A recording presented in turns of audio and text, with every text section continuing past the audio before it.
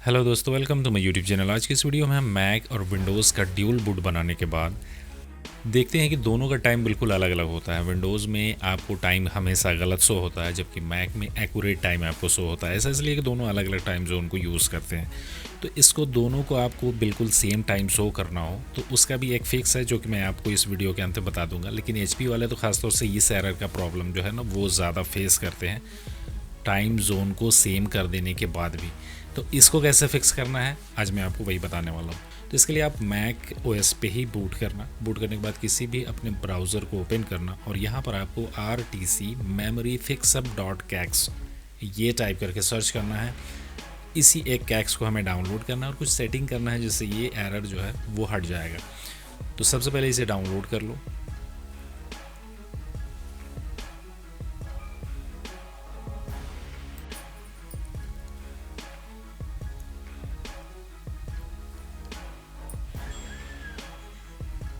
तो ये डाउनलोड हो गया है और इसी को हमें ऐड करना है अपनी EFI पार्टीशन में। तो इस कैक्स को ऐड करने के लिए सबसे पहले तो अपने EFI पार्टीशन को माउंट करो। माउंट करने के लिए आप कोई भी टूल यूज़ कर सकते हो। मैं ओपन कोर कॉन्फ़िगरेटर का यूज़ कर रहा हूँ। इसको रन करो, यहाँ टूल पे क्लिक करो, माउंट EFI, और अपना पासवर्ड यहाँ पर एंटर करो और EFI को माउंट कर लो।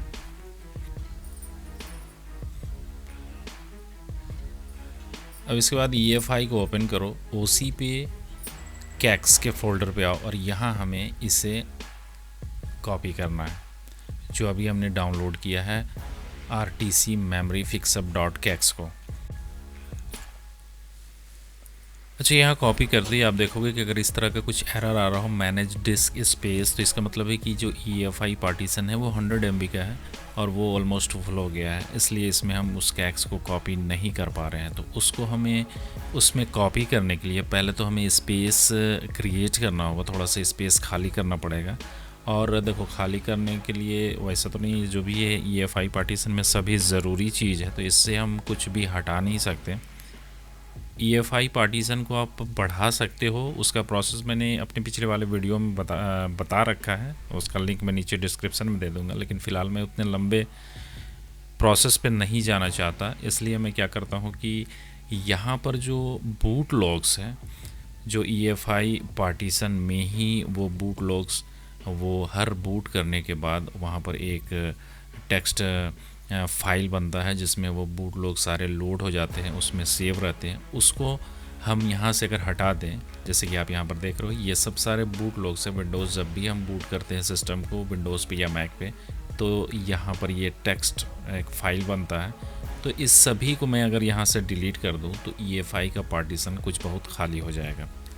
तो आप भी इस तरह से, अगर आपका स्पेस फुल बता रहा हो और इस तरह से बूट लॉग आपका एक्टिव हो, जैसे कि हर बूट पे आपका यहाँ पर बूट लॉग आता हो, सेव हो जाता हो, तो आप उसको रिमूव कर सकते हो। उसके बाद अब हम इसको कॉपी करके यहाँ पर देखते हैं। अब ये फाइनली EFI पार्टीशन में कॉपी हो गया है, लेकिन हमें इसे यहाँ नहीं, कैक्स वाले फ़ोल्डर में डालना है। तो इसको हम कैक्स वाले फ़ोल्डर पर डाल देते हैं। अब इसको हमको कॉन्फ़िगर करना है। सारे ज़रूरी कैक्स है यहाँ पर और जितने भी फाइल है EFI में, उसमें से किसी भी चीज़ को हमने रिमूव नहीं किया, सिर्फ बूट लॉग को रिमूव करके EFI पार्टीशन का स्पेस हमने थोड़ा सा क्रिएट कर लिया। अब इसको फिर से हम ओपन करते हैं ओपन कोर कॉन्फ़िगरेटर में और यहाँ पर हम उसे एक्टिव करते हैं, जो कि वो जो कैक्स अभी हमने इसमें ऐड किया है ना, वो इस लिस्ट में नहीं है। तो उसको एक्टिव करने के लिए यहाँ पर आप स्कैन एंड ब्राउज़ पे क्लिक करना और कैक्स के इस फोल्डर पे ही ओपन पे क्लिक करोगे तो जो भी नया कैक्स हमने ऐड किया ना, वो यहाँ पर खुद ब खुद लिस्ट हो जाएगा। उसके बाद हमें और भी कुछ इसमें सेटिंग्स करना है। एक बार तो इसे हम सेव कर लेते हैं। उसके बाद आप यहाँ पर नीचे देखोगे डिसेबल RTC चेकसम, हमें इसे भी एक्टिवेट करना है।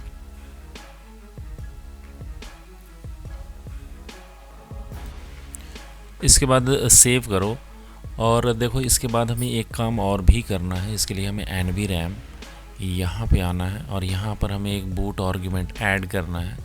यहाँ पर डबल क्लिक करोगे ना, ये हाईलाइटेड लाइन यहाँ पर आप टाइप कर सकते हो।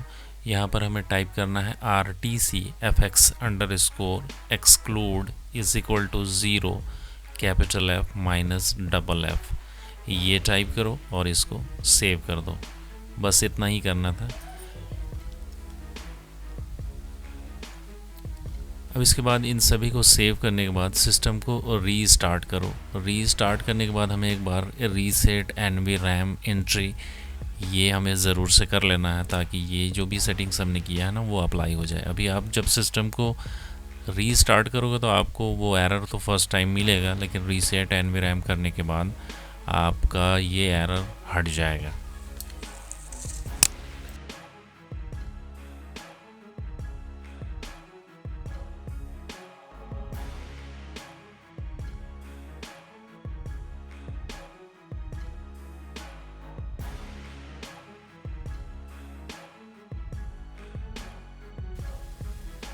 तो आई होप कि ये वीडियो आपके लिए हेल्पफुल हो। अगर आप इस एरर से परेशान हो तो ये सेटिंग करने के बाद ये एरर आपके सिस्टम से हट जाएगा। बेसिकली ये एचपी के लिए, एचपी में ये प्रॉब्लम ज़्यादा होता है, और अगर सिस्टम में भी यही एरर आता हो ड्यूल बूट बनाने के बाद, तो आप ये सेम यही सेटिंग करके उस एरर को रिमूव कर सकते हो। जैसे कि आप यहाँ पर अभी देख रहे हो वो एरर अब नहीं आया। और अगर आप अभी तक मैक और विंडोज़ का ड्यूल बूट बनाने के बाद ये जो टाइम है ये दोनों को बिल्कुल सेम टाइम शो करने के लिए आपको रजिस्ट्री एडिट करना होगा। रेजिडेंट टाइप करके सर्च करना, रजिस्ट्री एडिट पे आना, और ये जो यहाँ पर जो एड्रेस है ना इसका लिंक इसको मैं कॉपी करके नीचे डिस्क्रिप्शन में दे दूँगा। आप सिर्फ कॉपी और यहाँ पेस्ट कर देना तो आप इस सेक्शन पे आ जाओगे। और यहाँ पर हमें सिर्फ एक चेंजेस करना है, और वो है कि रियल टाइम इज़ यूनिवर्सल।